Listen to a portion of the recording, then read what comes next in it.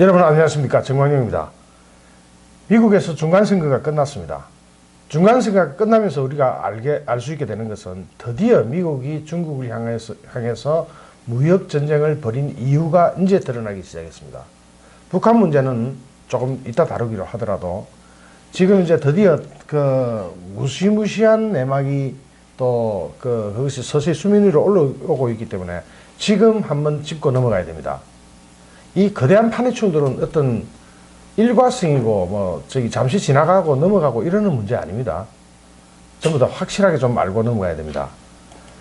지금 미국과 중국이 무역전쟁을 하고 있는데 여러분은 과연 이 무역전쟁을 일으킨 이유가 미국의 목표가 공정경쟁하고 또 무역역조 시정하자 그 정도로 이 거대한 무역전쟁을 시작한 것 같습니까? 아닙니다. 여기에는 그 비하인드 스토리를 충분히 봐야 되는데 지금 미국이 중간선거 상하원 선거가 다 끝났습니다. 상하원 선거에서 상원에서는 물론 공화당이 이겼고 하원에서는 민주당이 이겼는데 대부분 이 결과를 놓고 미국이 이겼다 졌다 그런 걸 떠나가지고 지금 미국은 트럼프는 안정된 자기 정책을 밀고 갈 수 있는 동력을 확보한 걸로 봐야 됩니다. 즉 이기고 지고 하원에서 졌다 이런 문제 아닙니다. 상원에서 모든 권한을 다 가지고 있기 때문에 하원이 어떤 결의를 해가 올라와도 상원에서 통과돼야 그게 미국에서 정책이 되거든요. 그렇게 미국 상원을 다 이겨놨기 때문에 그리고 또 북한, 중국 이런 문제, 대외 문제는 민주당도 대부분 동의하는 정책들이에요. 그렇기 때문에 트럼프로서는 질 수 없는, 그러니까 국제 무대에서 하는 정책에 있어서만큼은 일관성을 유지할 수 있게 됐는데 단순히 이제 일관성을 유지한다 그 정도에서 끝나는 게 아니에요. 이제 무시무시한 결과가 나옵니다. 특히 이 미국 중간선거 하면서 중국이 트럼프를 약을 많이 올렸습니다. 즉 트럼프가 무역 전쟁을 선포하자 중국이 관세 보복을 했죠. 관세 보복을 했는데 주로 어디에다 했느냐면은 판벨트나 러스트 벨트, 주로 공화당이 즉 트럼프가 선전할 수 있는 지역들에 대고 막 보복을 해버렸습니다. 트럼프 떨어지라고. 트럼프 이제 에너지 동력 상실을 하라고 사정없이 그쪽을 공략했는데 실제로는 이런 데서 다 이기다시피 해버렸습니다. 그러니까 중국이 실패한 거죠. 트럼프 약만 실컷 올리고는 실패한 겁니다. 더군다나 민주당이 하원을 장악했다고 해도 공화당이 다수인 상원의 협조 없이는 트럼프 대통령의 무역 정책을 무력화하기는 불가능합니다.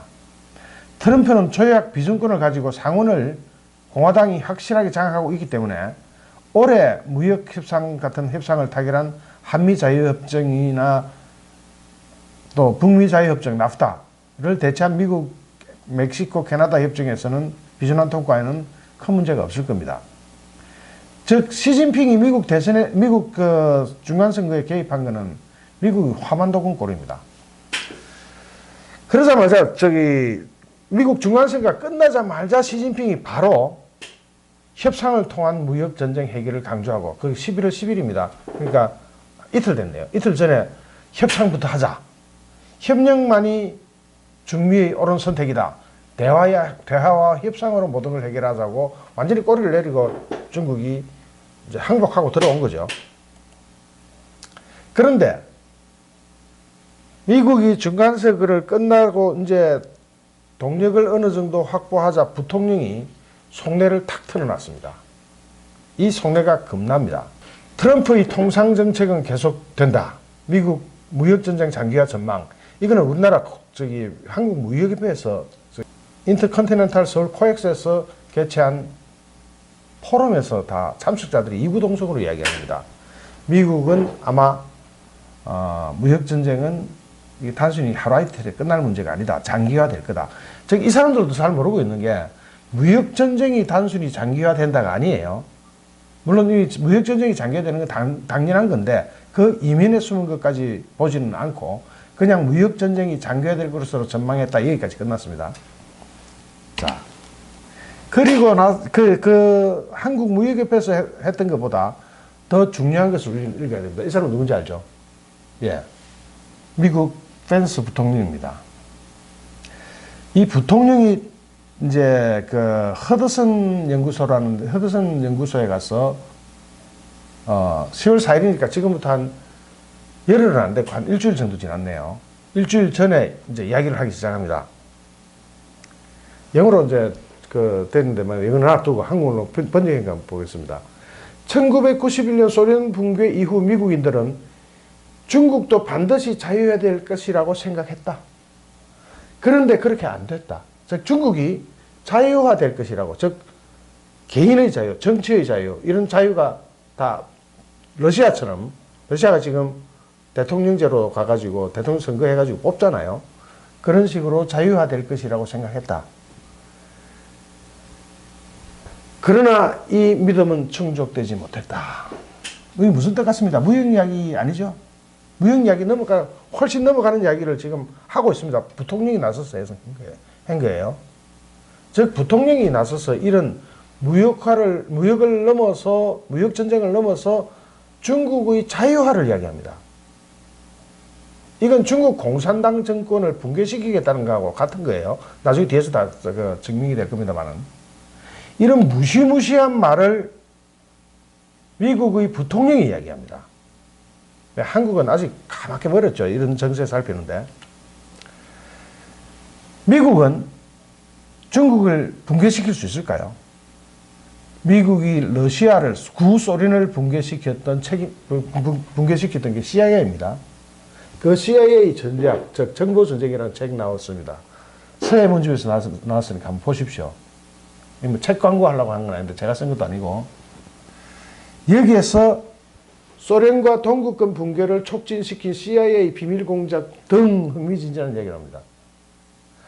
즉 소련을 붕괴시키고 그 15개 국가로 독립시켜버린 게 CIA 작품이에요.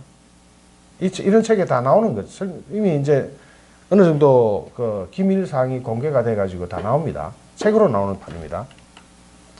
결국은 이 미국의 공작으로, 털이가 나도 안 나도 하네요. 미국의 공작으로 구소련은 15개 국가로 각자 독립해버립니다. 즉 소련이 해체돼 버리는 거죠. 그럼 중국은 어떻게 될까요? 중국 역시 다민족 국가입니다. 대만을 23번째 성으로 보는데 중국은 22개 성이 있고요. 이 그림들이 다 이 사람들이 소수민족들입니다. 민족이 달라요. 같은 동양계라고 해도 말도 거의 다르고 생활, 풍습, 습관 다 다른 민족이에요. 민족이 조선족도 있고요. 다른 민족들이 합쳐서 중화인민공화국을 만든 겁니다. 자, 어거지로 만들어 놓은 거죠. 이거 분리 독립되게 만들 수 있습니다. 미국이 그걸 내놓고 할 수는 없어요. 드러내놓고 할 수는 없습니다. 이걸 뭐 중국하고 진짜 뭐 핵전쟁을 치지 않는 한 드러내놓지는 못합니다. 아마 구소련이 붕괴되듯이 붕괴되고 나서도 한참 지나야 아까 같은 책으로 나올 겁니다. 그러면 거기에서 작업이 진행되고 있는지 한번 봅시다. 요게 2008년 3월 26일, 올해 3월달 뉴스예요. 미국이 티베트 저쪽에다가 연간 2,200만 달러를 지원했습니다. 얼마인 줄 아시죠? 2,200억. 이 2,200만 달러, 이 티베트 같은 후진국한테는 굉장히 어마어마하게 큰 돈입니다. 그리고 또 미국은 대만 해협에다가 중국 군함 이지스함, 이런 배죠. 이지스함을 보내가 통과시키면서 중국을 자극합니다. 왜 그럴까요? 이거는 2008년 올해 7월 달에 했습니다. 서서히 하면서 뭔가 지금 시작을 하고 있는데, 왜 시작을 하는지를 보면은 미국이 그냥 단순히 대중무역 적자가 이 지경인데 중국 코트를 건드려요? 작년까지 통계인데 올해는 아직 통계 안 났으니까요. 작년만 해도 3,700억 적자 봤습니다. 3,700억 달러. 이렇게 적자를 보면서 왜 그럴까요? 피터 나바로라는 사람이 있습니다. 트럼프의 핵심 참모입니다. 그리고 트럼프 행정부의 국가무역위원회 위원장입니다. 지금 현직이에요. 그러니까 행정부에서 직접 일하는 관료인 셈이죠. 그것도 핵심 참모입니다. 이 사람이 책을 몇 권 썼어요. 중국이 세상을 지배하는 그날 웅크린 노랑이, 즉 중국 통입니다. 이 사람이. 중국의 현주소를 그대로 해부하고 그 전략을 읽어내는 사람이에요. 트럼프한테는 오른팔 같은 사람입니다. 자, 서서히 나오는 게 여기 중국의 남중국해 군사화 우려, 주변국의 복종을 강요한다. 또 나바로가 이야기하죠. 중국 경제가 이익을 내는 건 기술을 도둑질하기 때문이다. 훔치기 때문이다. 언제 얘기했냐면요. 미국 대표가 중국 대표부가 지금 와 있을 때 그냥 전면에 대놓고 하는 겁니다. 중국에서는 하나의 이 부분은 제가 설명을 따로 해야 되는데, 미국이 아까 대만 해협 통과했죠. 대만 해협을 통과하는 것은 대만을 독립시켜버리겠다는 건데, 대만은 자유독립 국가인데 왜 독립시킬까요? 중국은 옛날부터 대만을 자기네 영토 홍콩이나 마카오처럼 정치 체제는 달라도 하나의 중국이라는 원칙 하에서 자기네 영토로 봅니다. 이것을 미국은 서서히 이제 그 대만 독립 문제로 가져가고 있는 거예요. 자, 피터 나바로가 어떤 사람이냐면, 어떻게 이야기했냐면은, 1년 3개월 만에 워싱턴 DC에서 미국, 중국 2+2 외교 안보 회담이 재개됐는데, 그 싱크탱크 전략국제연구소 CS에서 연설을 했습니다. CSIS 강연에서 뭐라고 했느냐. 높은 관세와 환율 조작, 사이버 절도, 산업 스파이, 기술 이전 강요, 막대한 보조금 등을 통해 불공정 무역을 하고 있다. 그러면서 무역 이야기 했죠. 무역 이야기 하니까 지금 당장 무역 전쟁하는 것 같습니다. 그죠? 그 다음 읽어보세요. 과거 소련 경제는 엉망이었지만 소련처럼 국가주의적으로 운영되는 또 다른 나라 중국은 이익을 낸다. 이는 틀림없이 구조적으로 그럴 수 없는데 이익이 난다. 그러면은 이는 중국이 다른 나라의 기술을 훔치기 때문이다. 이것 때문에 중국과 미국이 미국의 제조업과 방위산업의 기반을 무너뜨리고 있다 해놓고, 그 다음이 진짜 중요합니다. 월스트리트 금융 거물들을 향해서, 금융가들을 향해서, 이 사람 누군지 실명은 안 밝혔어요. 중국과 합의를 종료하고 간첩이라고 표현해버렸어요. 즉 중국의 간첩이다. 어마어마한 이야기를 하는 거죠. 돈 가진 사람들이 지금 덜벌 떨게 생겼습니다. 중국의 간첩이라고 하니까. 자, 왜 이렇게 강하게 나갈까요? 또 다른 폼페이오 알죠? 폼페이오는 뭐라고 그랬냐면은 중국이 다른 나라에 복종을 강요하고 대만의 국제적 영역을 제한하는 것을 우려한다. 그리고 또 중국의 남중국해 군사와 종교인 탄압 문제 등 막 꺼냅니다. 지금 무역 문제 아니에요.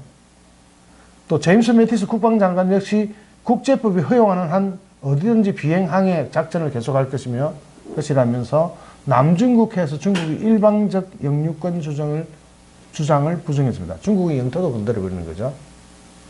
좀 이따가 더 재밌는 거 나옵니다. 현재 왜 이런 상황이 됐는지는 뭐 다 아시다시피 1대1로죠. 1대1로로 인해서 해양으로는 이렇게 이 지역을 중국이 다 카바를 하려고 하고 있습니다. 인도, 월남, 인도네시아 이쪽, 여기에 미국 제5함대가 주둔을 하고 있어요. 미국 제5함대 앞을 코트를 건드리면서 지나다니고 있습니다. 자, 여기서 우리가 미국이 무슨 힘을 가지고 무슨 백 가지고 저렇게 하냐, 미국 경제가 어렵다면 못할 거 아닙니까? 미국 경제는 희한하게도, 여기 미국입니다. GDP 상승률이 작년보다 훨씬 늘어나 2.9% 3%대 가까이 갔습니다. 이 2.9% 3%가 이게 중국의 7%하고 비교할 수 없는 거예요. 왜냐하면 예를 들어 가지고 10,000원에서 3% 하면은 10,000원에서 3% 하면 300원이 되죠. 1,000원에서 7% 하면 몇 프로입니까? 70원밖에 안 되죠. 그러니까 선진국의 3%와 개발도상국의 7%는 비교가 안 되는 겁니다. 선진국의 3%가 굉장한 겁니다. 그리고 이 3%가 유로나 독일, 프랑스, 이태리, 영국, 일본보다 훨씬 높죠. 미국하고 중국하고 이렇게 무역 전쟁을 벌이면서도 이만큼 GDP 상승하는 겁니다. 그리고 미국에서는 지금 현재 완전 고용을 거의 구가하고 있어요. 완전 고용, 꿈 같은 얘기죠. 미국은 하고 있어요. 자, 중국 GDP 성장세를 한번 보십시오. 무역 전쟁, 무역 수지 적자, 중국산의 관세를 그렇게 올려도 미국 경기는 더 좋아지는 현상.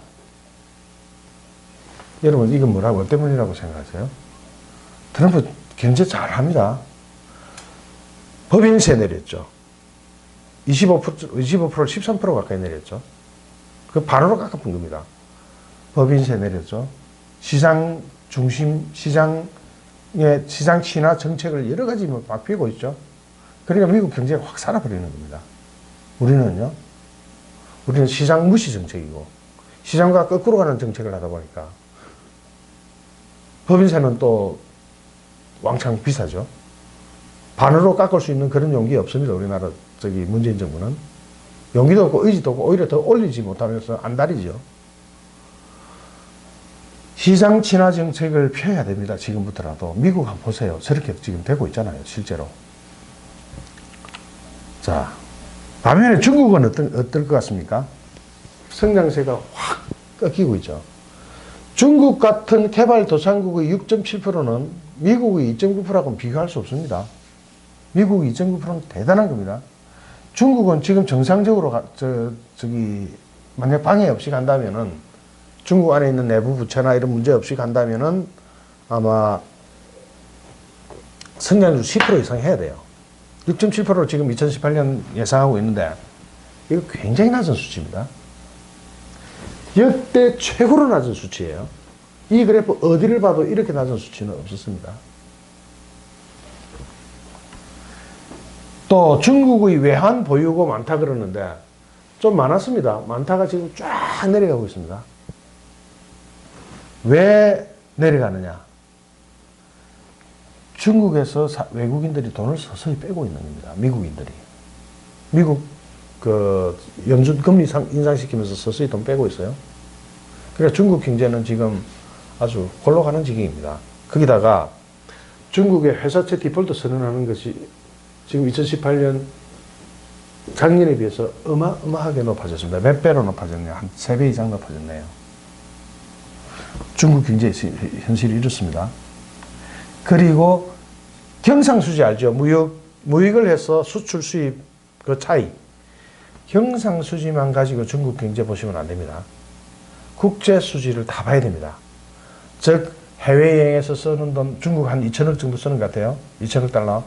어마어마하죠.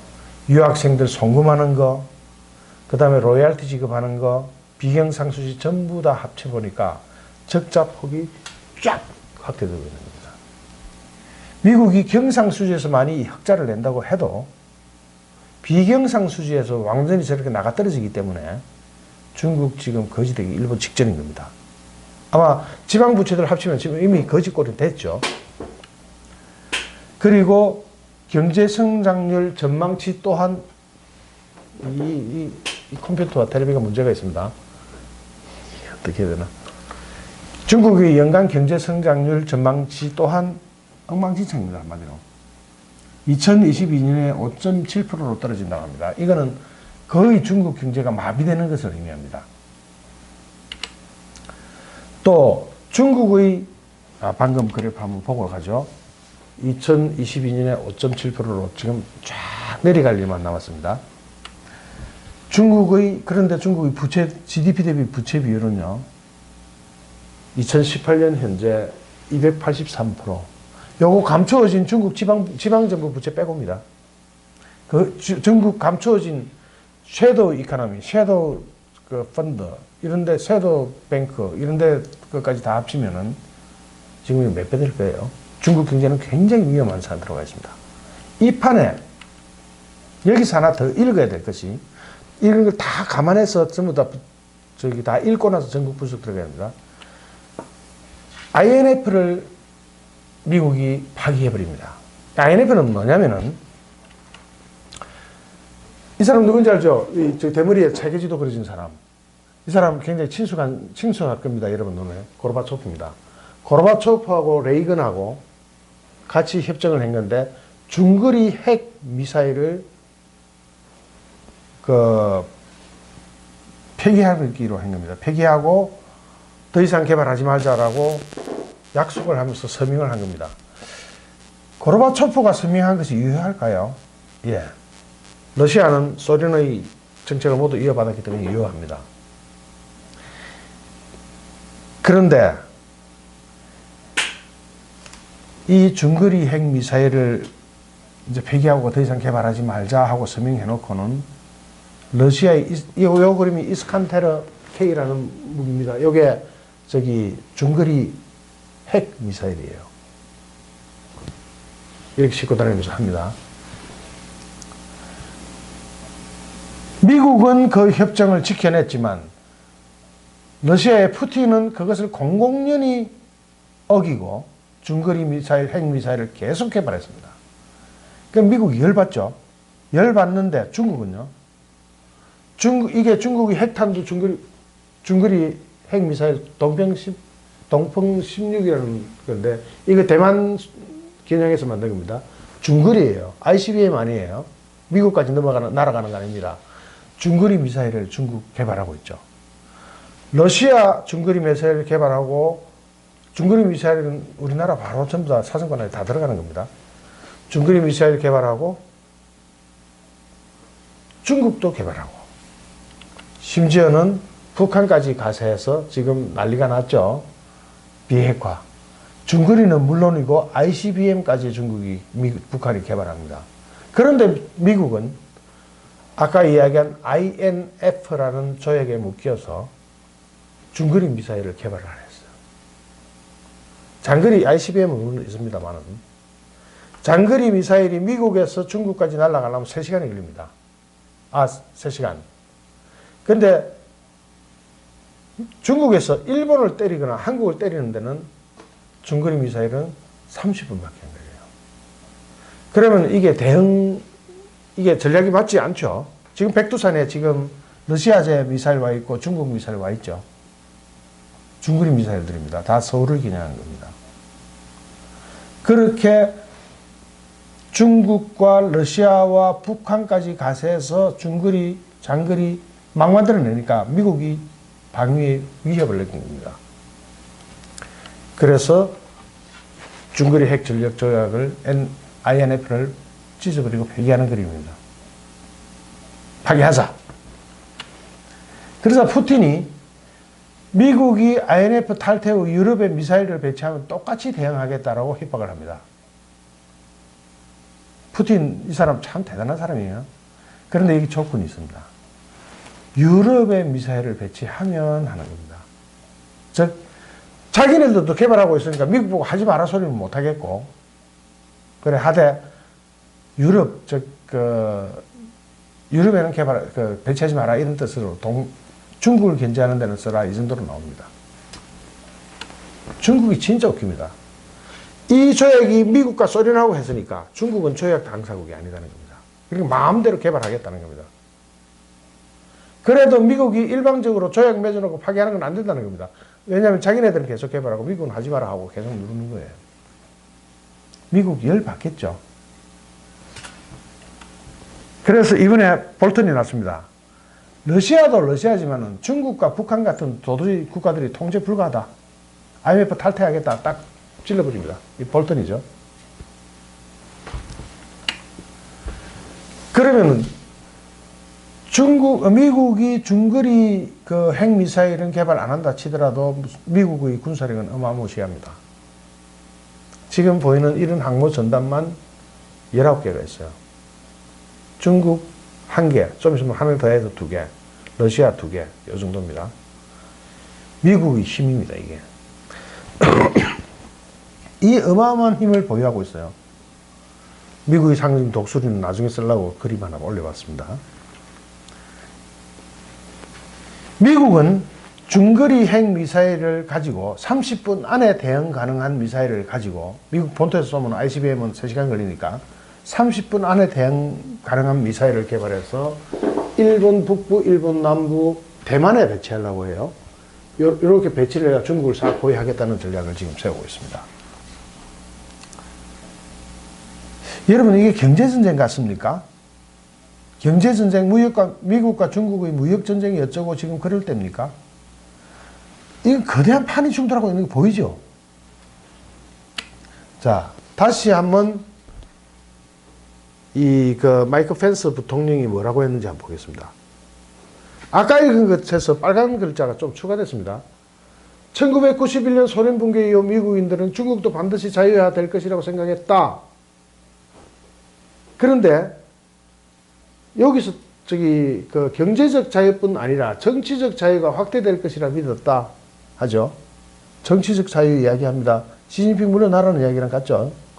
그리고 개인 자유, 종교의 자유를 포함한 인권을 이야기합니다. 인권 전체가 확대될 것이라고 믿었던 것입니다. 그러나 이 믿음은 충족되지 못했습니다.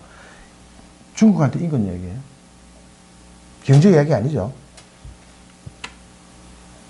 즉, 미국 펜스 부통령이 한 이야기를 요약하자면 중국의 정치적 자유, 개인의 자유, 종교의 자유, 인권 전체로 문제를 확대해 나갑니다. 그렇다면 미국이 노리는 건 뭐겠습니까? 미국이 중국한테 원하는 것이 단순한 무역력조 시정하자고 지금 이 전쟁 벌인다고요? 아닙니다. 설사 중간에 좀 부드럽게 탈탈탈 하면서 넘어가더라도 끝에 가서는 다른 겁니다. 즉, 펜스 부통령이 요구하는 것은 중국의 정치적 자유, 개인의 자유, 종교의 자유, 인권 전체로 자유를 확대하고 결국은 자유민주주의를 강조하는 겁니다. 중국에다 대놓고. 자유민주주의. 즉, 미국의 적은 중국 인민이 아니라 중국 공산당 정권이 미국이 새로이 설정한 미국의 적이다. 이것은 자유민주주의는 로마가 그랬듯이, 팍스 로마나가 그랬듯이 미국이 가진 가치이기 때문에 절대로 양보를 안 합니다. 한번 꺼냈다 하면 끝까지 가는 거예요. 그런데도 아직 이거 잘 모르신다고 미중 무역 전쟁 뭐 이러고 그 정도 선에서 대책 세운다 그러면 안 돼요. 자, 인권 이야기 나왔으니까 중국의 인권 가지고 지금 외국에서 데모도 많이 하죠. 드디어 이제 미국 의회가 개입합니다. 이게 그냥 행정부 트럼프한테만 맡겨놓고 있는 거 아니에요. 이게 자꾸 안 나와서 미치겠네요. 자, 미국 의회가 개입해가지고 미국 의회가 트럼프한테 중국 위구르 수용소 폐쇄하라고 트럼프한테 압력을 넣기를 요구하는 겁니다. 의회입니다. 행정부 아니고. 미국 의원들이 지금 드디어 들고 나오는 거예요. 즉, 중국 위구르 자치구에 독립을 원하는 사람들을 직업훈련소라는 명목의 강제노동 수용소에 가둬버렸습니다. 여기 갔다 온 사람이 작게는 몇십만 명, 많게는 몇 백만 명이 된대요. 이게 속인다고 속일 문제입니까? 무슨 놈의 직업훈련소예요? 그래서 드디어 미국 의회가 들고 나옵니다. 의회가 이런 거 들고 나올 때는요, 미국 사회 안에서 사회적 컨센서스가 이루어지고 있다는 것을 뜻하는 겁니다. 중국의 인권 문제에 대해서. 또 있죠, 인권 문제 하면은 파룬궁 수행자들, 살아있는 사형수들, 장기 적출, 심장 같은 거 꺼내가지고 이식수술하는 겁니다. 밀미하는 겁니다. 누가 하느냐? 중국 정부 관료들이 하죠. 이걸로 돈을 법니다. 정말 그림만 봐도 섬찟하고 징그러운 이런 짓들을 중국 정부가 하고 있어요.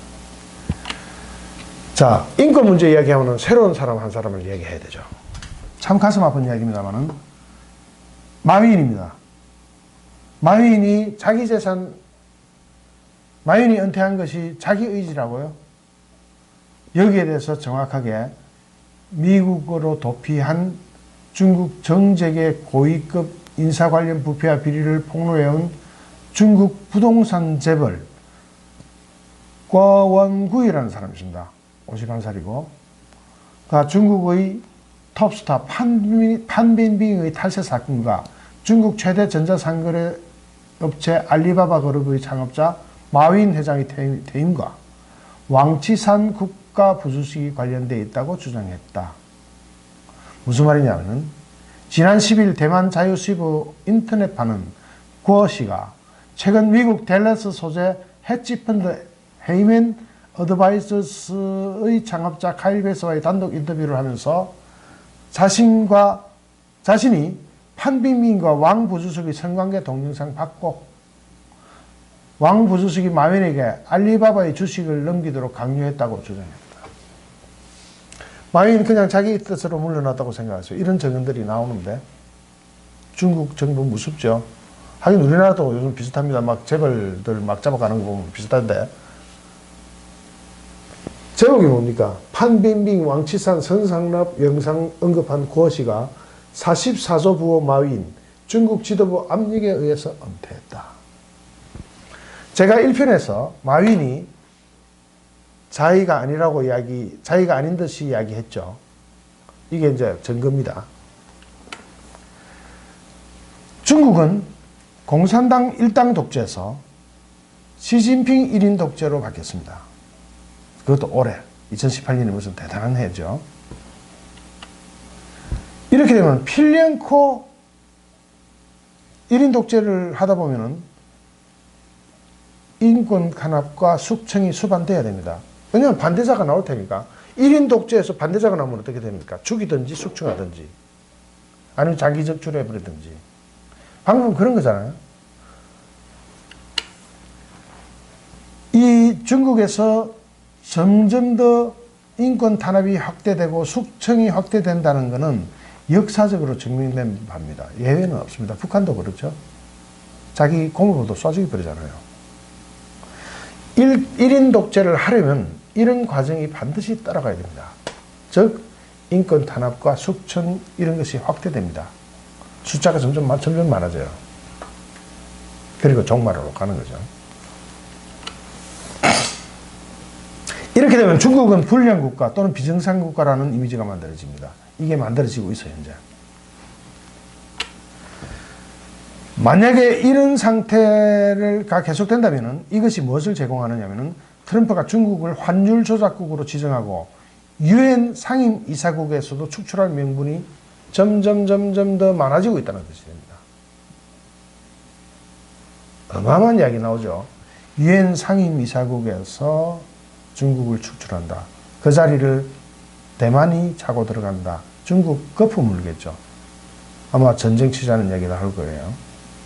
그래도 미국이 하겠다 그러면 하는 나라예요. 미국은 그런 거 안 냅니다. 상대가 도발하는 데는 응징하는 게 미국이에요. 우리나라하고 다릅니다, 미국은. 자, 그것까지 안 가더라도 중국을 환율 조작국으로 지정하면 중국 망합니다. 한 방에 그냥 골라가 버립니다. 지금은 무역 협조와 공정거래만 부각되고 있지만 트럼프 행정부는 전선을 확대하고 있습니다. 아까 보시다시피 부통령이 나서서 직접 인권 이야기하고 중국의 약점을 막 건드려야 됩니다. 지금까지 보셔서 아시겠지만 지금 미국과 중국의 마찰은 단순한 무역 전쟁이 아닙니다. 미국의 목표는 중국의 민주화입니다. 중국의 민주화. 중국의 민주화. 시진핑 죽으라는 거죠. 무역 전쟁은 당연히 미국의 승리로 끝납니다. 이건 뭐 따지고 자시고 할 게 없어요. 돈 가진 사람이 미국이니까. 미국의 목표는 무역 전쟁의 승리를 넘어서서 다른 것에서 승리하는 겁니다. 그리고 미국의 적은 중국이 아니라 중국 공산당이라는 게 밝혀집니다. 시진핑 역시 이것을 알고 있는 한 절대로 물러설 수 없는 한판입니다. 자기 목숨하고 달렸습니다. 중국이 민주화되면 시진핑은 뭐 되나요?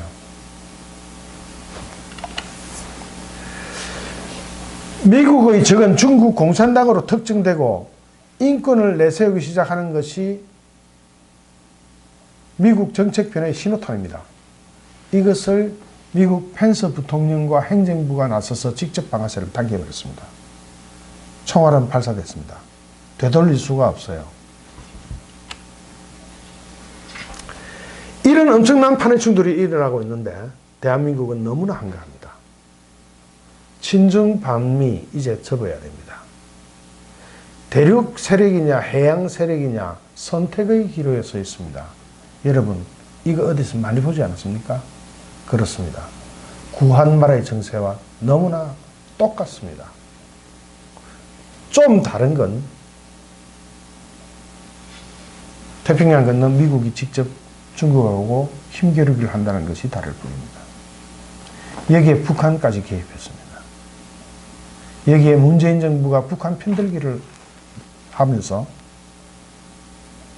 이 전쟁판에 끼어들어 가지고 참으로 걱정입니다.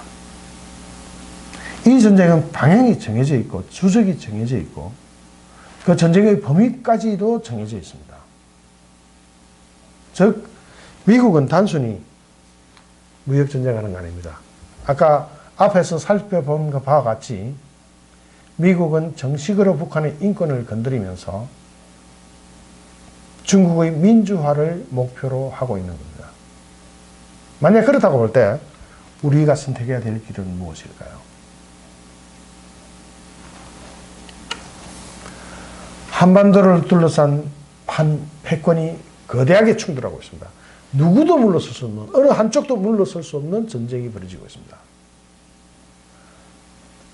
신패권 도전 세력, 즉 미국의 패권에 도전하고자 하는 중국과 러시아의 패권 도전, 그리고 그것을 방어하거나 또는 그것을 아주 파괴시키려는 기존 패권 세력. 미국은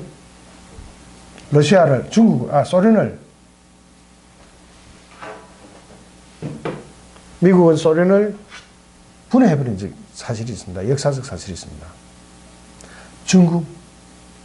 미국 만만하기보다는 큰 코다칩니다. 또한 미국도 중국을 견제하려면 어느 정도 출혈을 감수해야 합니다. 고래 싸움에 새우 등 터지는 겁니다. 우리나라, 여러분은 어떻게 생각하십니까? 어떤 전략을 어떻게 펴야 대한민국의 미래가 밝아진다고 생각하십니까? 좋아요, 구독하기, 공유하기는 저에게 큰 힘이 됩니다. 여러분, 방송을 마치겠습니다. 고맙습니다.